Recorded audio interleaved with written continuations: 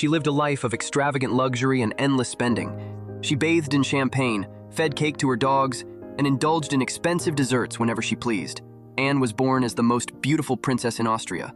Because of a political alliance, she was betrothed at the age of just 14 to the French prince and had to leave her homeland to marry him.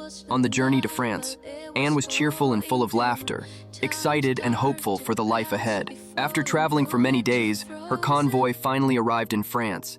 Without saying a word, the steward who came to receive her sent her attendants back home and took away her beloved dog.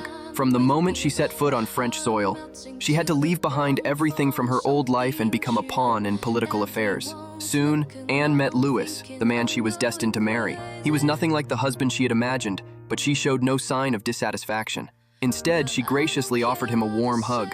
When they returned to the palace at Versailles, all the members of the royal family stood in 2 rows to welcome the new Dauphin. Upon entering Versailles, Anne discovered that its splendor was far beyond anything she had ever imagined.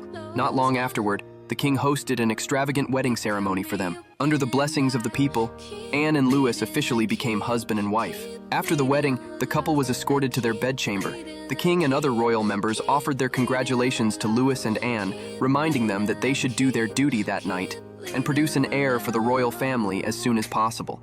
At that point, Anne still had no idea that her husband had a physical condition preventing intimacy. But by the very next morning, someone had already reported it to the king. Meanwhile, Anne was still fast asleep when the master of ceremonies came to wake her. The rigid rituals and endless formalities of court life were far more overwhelming than she had expected. But she accepted these new rules with grace. The greatest trouble Anne soon faced was that her husband showed absolutely no interest in her.